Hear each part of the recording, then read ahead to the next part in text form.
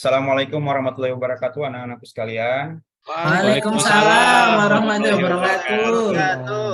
Bagaimana keadaannya, sehat-sehat?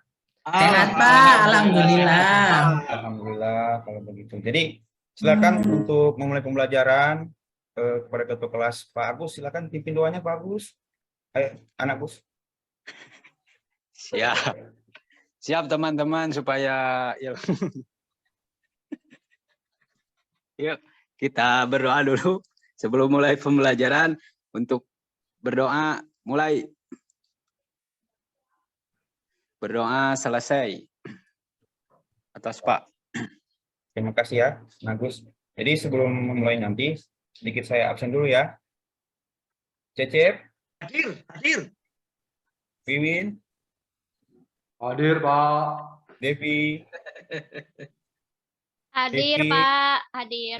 Hadir Devi. Pak. Surwanto. Hadir, Pak. Agus Mansur. Hadir. Imam. Hadir, Pak.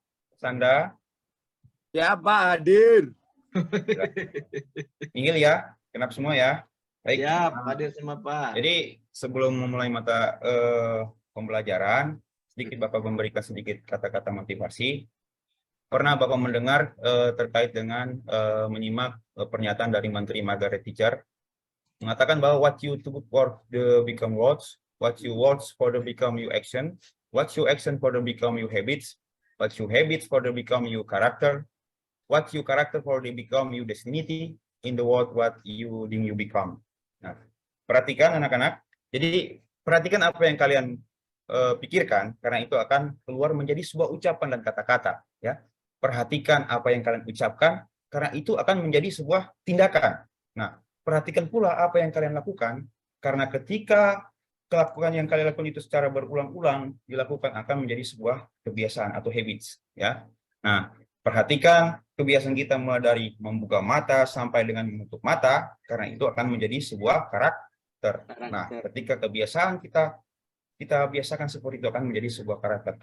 Perhatikan pula karakter kita, karena demikian akan menjadi sebuah takdir kita. Kesimpulannya dengan kata lain bahwa apa yang kita pikirkan, demikian takdir kita. Urusan kun fayakun adalah urusan Maha Kuasa, ya. Urusan kita adalah berikhtiar semaksimal mungkin. Terus ada pertanyaan, misalkan, Pak, perubahan besar itu dimulai dari mana sih? Dimulai dari mindset kita berpikir atau cara kita berpikir. Nah, jangan salahkan mereka orang yang kecil karena terbiasa melihat kesempatan atau opportunity, kemudian melihat sebagian bagaimana kesempatan itu bisa dimonetize atau diuangkan menjadi sebuah habit atau kebiasaan, menjadi karakter, selalu melihat peluang usaha yang di tengah situasi sekarang, alhasil mereka menjadi pengusaha entrepreneur. Ya, pernyataan selama ini mindset kita diisi dengan nutrisi apa yang kita baca, apa yang kita lihat, apa yang kita dengar, apa yang kita serap, apakah sudah kita terapkan atau implementasikan. Nah, saya kira itu untuk kalimat motivasinya. Bisa dilanjut ya? Ya Pak, siap Pak. Lanjut, Baik. Pak. Ya, Pak. Ya, Bapak banyak ceramahnya. Lanjut. Ya. Yuk.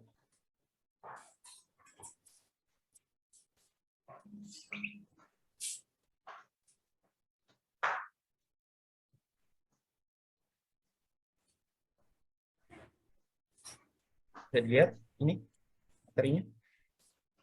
Sudah terlihat, Pak? Belum, Pak. Baik. Ada. Ada, Pak. Oh ini. Ya Pak. Kamera, pencahayaan, dan tata suara. Suara. Baik. Siap. Anak-anakku sekalian, sebelum kita memulai pembelajaran, kiranya apa yang tadi disampaikan oleh Bapak bisa diimplementasikan ya dengan cara memperhatikan baik-baik materi yang Bapak berikan, kemudian implementasikan baik-baik. Siap. Untuk materi pokoknya sendiri adalah jenis media rekam, kamera video. Nah, untuk kaliannya sendiri, mengidentifikasi jenis-jenis media rekam. Nah, kalian mengidentifikasi jenis media rekam, kemudian kalian memilih jenis-jenis media rekam. Setelah itu, untuk IPK-nya sendiri, kalian menemukan berbagai jenis-jenis media rekam, memilih berbagai jenis-jenis, menguraikan, serta menggunakan berbagai jenis-jenis kamera. Lanjut.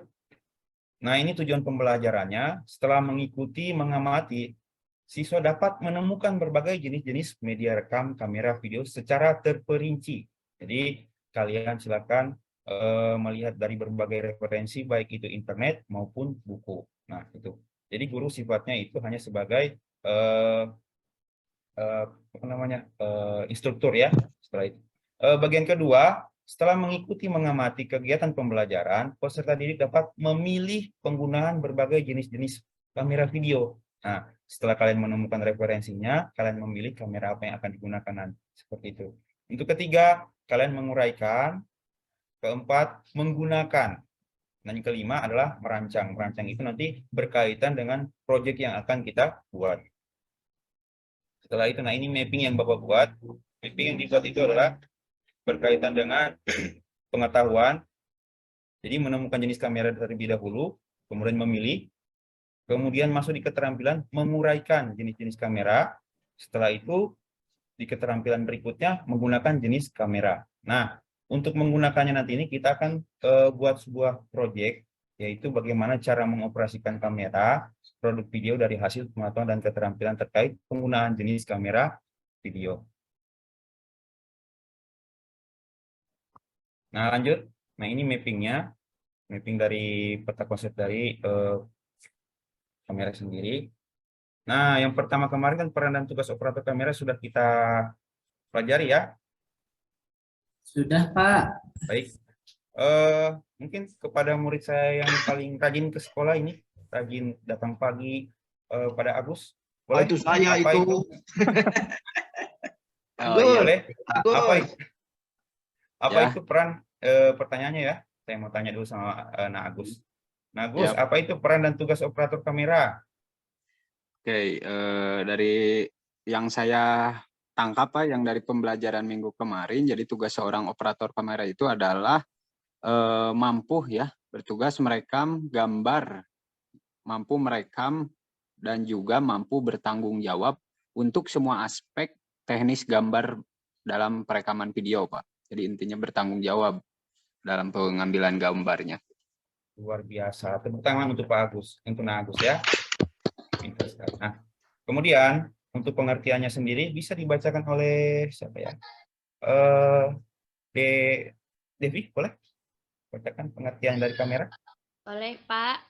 Baik. Kamera adalah seperangkat peralatan dengan kelengkapannya yang memiliki fungsi mengabadikan suatu objek menjadi gambar yang merupakan hasil dari proyeksi pada sistem lensa. Kamera merupakan alat yang digunakan dalam kegiatan fotografi. Dalam perkembangannya, kamera digunakan untuk membentuk atau merekam suatu bayangan ke dalam film atau memory card. Ya, terima kasih ya, Devi. Jadi jelas ya, anak-anakku sekalian, bahwa kamera itu adalah seperangkat peralatan yang menjadi merupakan alat untuk merekam sebuah gambar ataupun video. Nah, nanti kita bahas berikutnya lagi. Nah, ini. Jadi jenis kamera itu, media rekam kamera video itu ada dua. Pertama adalah kamera analog dan kedua adalah kamera digital. Sedikit saya bacakan. Jadi kamera analog ini merupakan manual. Secara esensinya atau secara definisi, kamera analog ini tidak memiliki fungsi digital, ya, tidak memiliki sensor untuk membuat sebuah gambar digital. Kemudian kamera digital sendiri adalah sebuah perangkat elektronik yang digunakan untuk memvisualisasikan sekitar menggunakan. Jadi ini kamera digital, perbedaannya kamera digital sendiri mempunyai sebuah sensor dalam format digital pada media penyimpanan digital memori. Nah, untuk referensinya sendiri, Bapak sudah buat sebuah Google Site-nya, nanti kalian bacakan juga, nanti kalian buka, sedikit Bapak sudah ada dilampirkan di. Nah ini Google Site-nya, ya. Silakan kalian membaca literasi yang ada. Kemudian juga di sini Bapak sematkan video mengenai perbedaan antara kamera analog dan kamera digital. Ya, mempersingkat waktu, kita lanjut dulu ke presentasi yang tadi.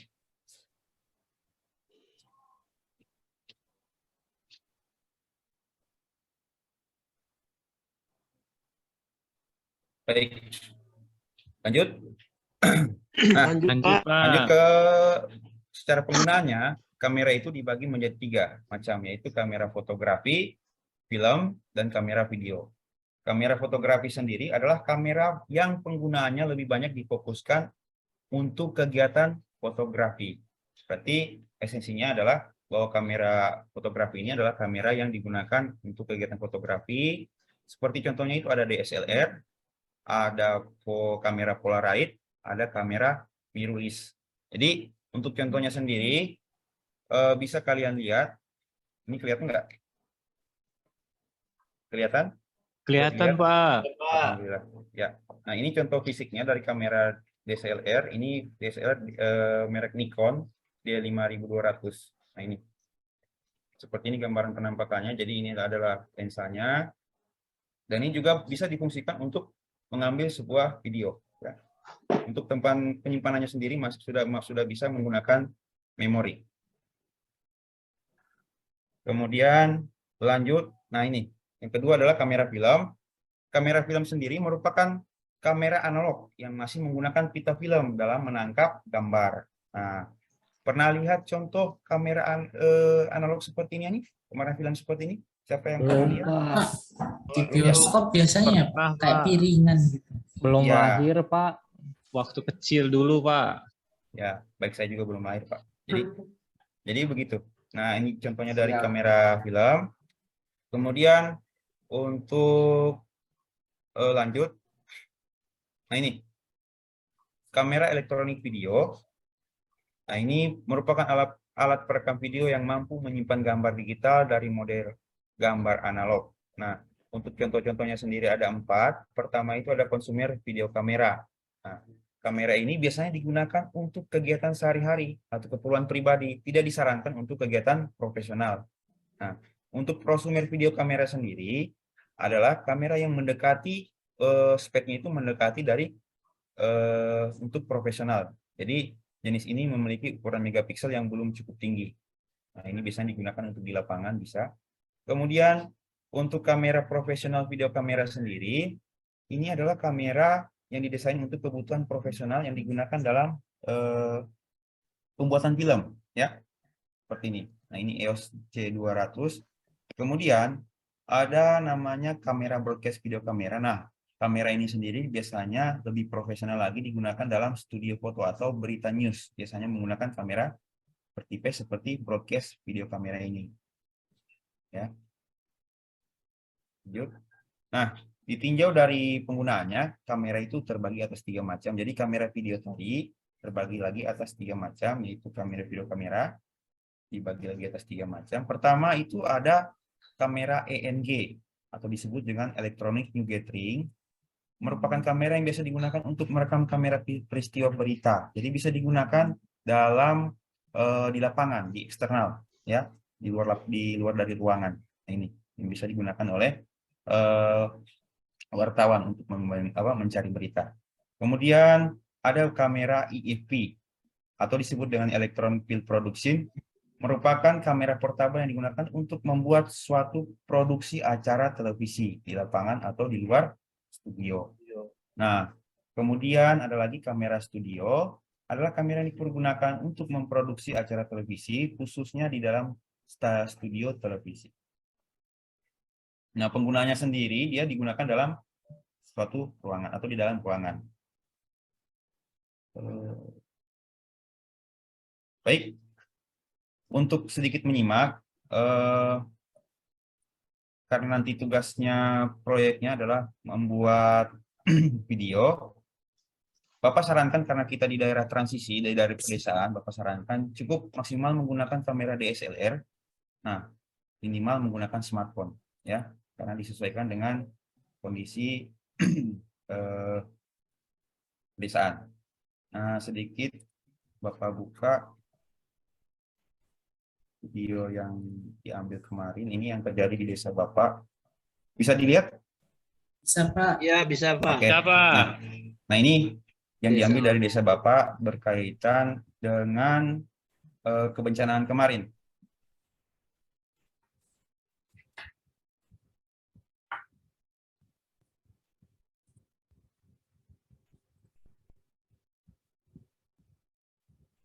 Baik, sedikit saya jelaskan. Jadi ini pengambilan gambarnya melalui drone. Nah, drone yang digunakan sendiri adalah drone PGI Spark, ya. Nah, ini dibantu oleh rekannya Bapak di Desa Lembunga sendiri. Nah, untuk tipe offshoot kan kemarin sudah diajarkan oleh Pak Agus ya, anak-anak semua ya. Ya, Pak. Nah, Iya, Pak.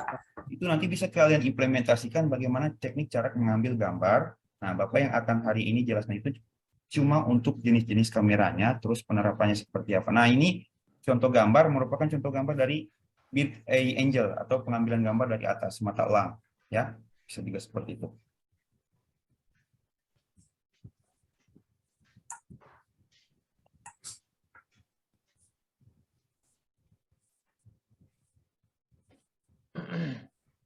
Nah, ini. Nah, baik. Dari video ini kita bisa melihat bahwa yang digunakan ini adalah dua macam kamera video. Pertama itu DSLR, ya. Yang ini nanti bentuknya dalam bentuk podcast. Yang kedua adalah kamera referensinya dari YouTube. Nah, ini menggunakan kamera smartphone seperti ini. Ya.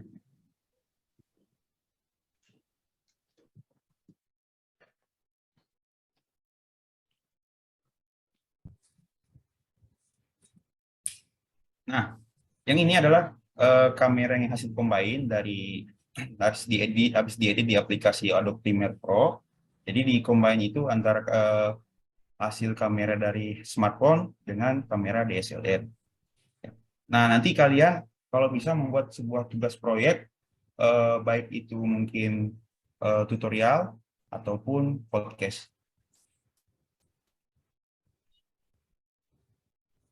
Nah, untuk pengambilan sendiri ini mengambil sistem apa? Tipe offshoot-nya adalah close up, ya, close up. Medium.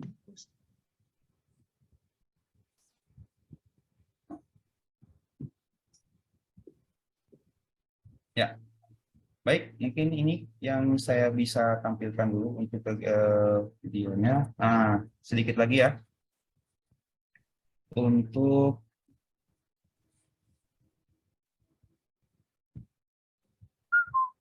dari yang Bapak paparkan tadi, ada yang kurang dipahami, nah? Silakan. Sudah jelas, Pak. Jelas, Pak. Alhamdulillah. Jelas, Pak. Jelas, Pak. Terima kasih anak-anak sekalian. Jelas, Jadi, Pak. Alhamdulillah. Jadi untuk tugasnya sendiri nanti kalian membuat sebuah proyek, ya.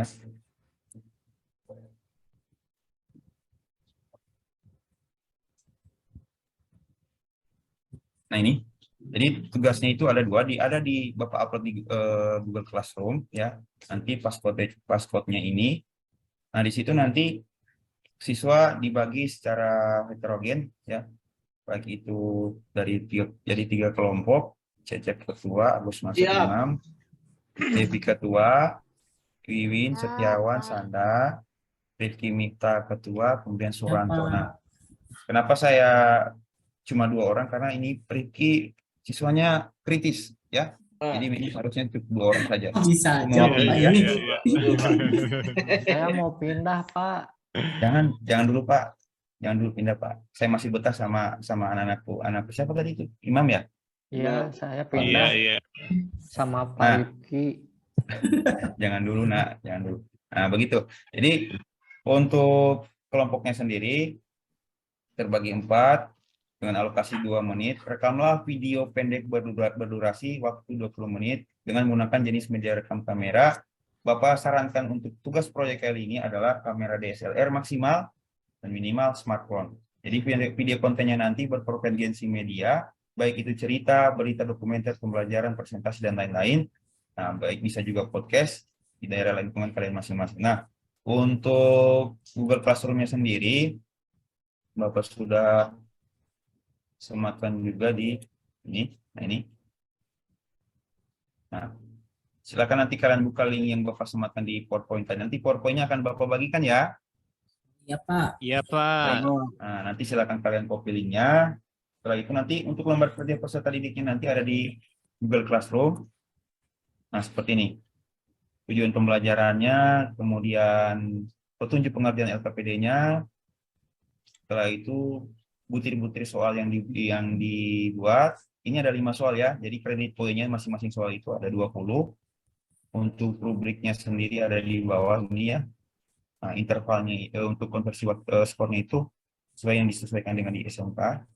Kemudian ini tadi untuk tugas individu. Nah, untuk tugas proyek kelompok sendiri adalah membuat kelompok dengan 4 orang anggota, sutradara, kameramen atau 2 aktor.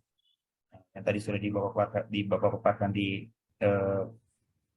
PowerPoint. Kemudian untuk tujuannya sendiri, peserta didik bekerjasama menunjukkan jenis kamera video. Peserta didik dapat bekerjasama menggunakan jenis kamera video. Nah, untuk alat dan bahannya sendiri, kamera DSLR boleh, smartphone boleh, LCD proyektor. Nah, ini penggunaan alat. Nah, penilaian hasil proyek 5 ini. Jadi di sini di penilaian hasil proyeknya nanti indikator penilaian keterampilannya dilihat nanti jika menggunakan 2 pergerakan kamera yang sebenar dan sesuai skornya 4, video menggunakan 2 pergerakan kamera yang benar namun tidak sesuai skor 3. Ini. Jadi ada 3 poin. Pertama, kemampuan menggunakan kamera. Kedua, sudut pandang angel atau pengambilan tipe offshoot-nya. Kemudian ketiga, konsep kesesuaian konten. Jadi konten yang dibuat itu adalah sesuai dengan apa yang diambil.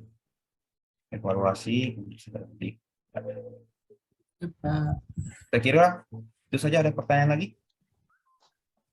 Cukup, Pak. Dari anak-anak Ya, sekalian? Pak. Cukup, Pak. Cukup Baik. jelas, Pak. Alhamdulillah kalau cukup jelas.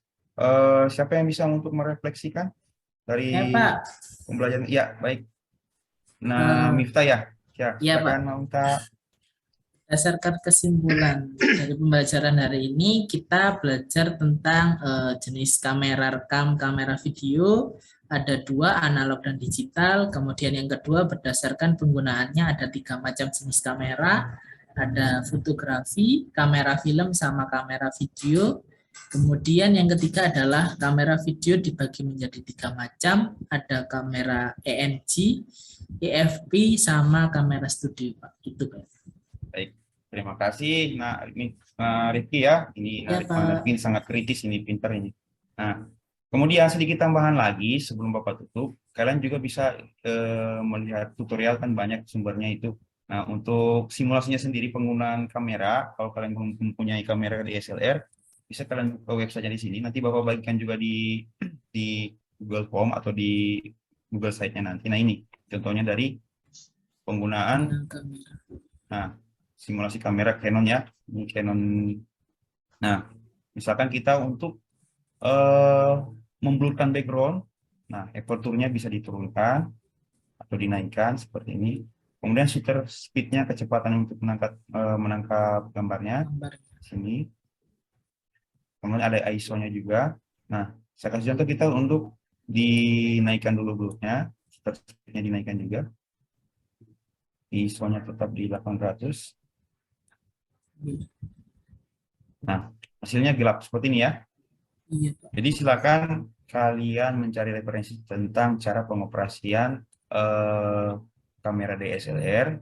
Nah, karena untuk materi pengoperasiannya sendiri kan belum dilaksanakan, tapi setidaknya kalian bisa melihat referensi dari berbagai internet. Saya kira itu cukup. Tidak lagi Pak. pertanyaan nanya. Baik, Tidak terima ada, Pak. kasih. Saya ucapkan banyak terima kasih untuk pertemuan kali ini. Silakan Nawiwin memimpin doa menutup kegiatan acara ini. Nawiwin. Oke, cukup sudah setelah penjelasan dari Pak Rizky. Untuk supaya kita semua mendapatkan ilmu yang tadi disampaikan Pak Rizky terserap ke kita semua, alangkah baiknya kita berdoa dulu. Berdoa dimulai. Oke, berdoa selesai. Baik. Sampai ketemu lagi ya. Ya, Pak. Terima baik. kasih ilmunya, Pak. Terima kasih, Pak. Terima kasih, Pak. Baik, alhamdulillah kontestan yang keempat sudah selesai. sebelum yang kelima mohon masukannya atau penilaiannya dari Pak Rudi. Silakan Pak. Baik, terima kasih Pak Cecep, Pak Indro, Bapak Ibu semuanya, khususnya pada Pak Rifki ya. Ya. Pak Rizky ya, Pak Rizky, Rizky. Pak. Iya, Pak. Ya, Pak Rizky sudah menampilkan latihan hari ini secara keseluruhan sangat baik Pak Rizky, mulai dari materi, kemudian juga media-media yang digunakan. Yang terakhir itu tadi sama ya dengan Pak Rifki gitu ya. Iya. Itu media konkret yang salah satu cara kita agar tidak terkesan misalnya kita kebingungan kalau misalnya fasilitas nggak ada dan mempraktikannya bingung gitu. Ternyata alternatif simulator banyak yang sudah Bapak Ibu ketahui, artinya ya sudah sangat inilah ya Bapak Ibu ya sudah sangat adaptif dengan perubahan-perubahan dan perkembangan yang ada. Jadi untuk TIPEK dan pengintegrasian teknologinya di dalam mendelivery materi, terutama materi praktik ya, terutama ini yang selama ini kalau dulu sangat menjadi kendala, harus ada alatnya, sedangkan simulatornya sangat susah kalau dicari kalau zaman dahulu. Nah, dengan adanya berbagai aplikasi sekarang tadi, seperti yang tadi dari Canon itu sangat manfaat sekali untuk kalau kita mengajarkan yang namanya ya shutter speed, tadi kemudian juga pencahayaan dari sisi misalnya untuk fotografi, dan kemudian juga bagaimana hasil-hasil jepretannya. Jadi seperti tadi, siswa bisa mendapatkan pengetahuan yang konkret gitu. Dan tidak hanya berupa teori secara teks saja, karena memang di SMK ini Bapak dan Ibu kita sama-sama mengetahui kita harus sedikit berjibaku untuk mencari sumber-sumber, mencari media-media yang bisa menghasilkan atau memberikan pengalaman secara langsung pada peserta didik kita. Tadi sudah dicontohkan oleh Pak Rifki dan Pak Rizky, sangat baik sekali. Hanya saja mungkin sama tadi dengan Pak Rifki ya, Pak Rizky terlalu fokus nih kepada materi itu aja ini. Padahal kan ya aspek ya termasuk kepada pengelolaan ya, pengelolaan ini juga sangat penting sekali Bapak Ibu. Karena di sana kita memulai membangun yang namanya HOT tadi, kemudian juga interaksi, agar chemistry-nya antara guru dan siswanya lebih dapat gitu, dan suasana pembelajarannya bisa menyenangkan, karena itu nanti output akhirnya ya terhadap suasananya, dan bagaimana nanti interesting anak pada materi dan juga mata pelajaran kita Pak Rizky. Itu saja mungkin sekedar masukan dari saya. Mudah-mudahan, dan sepertinya kita ini kurang memanfaatkan teman-teman yang ada gitu. Iya Pak. Kan justru latihan ini justru bisa bisa disiapkan sebaik-baiknya gitu harusnya gitu. Ini yang agak kurang kompak ini kelas ini saya lihat.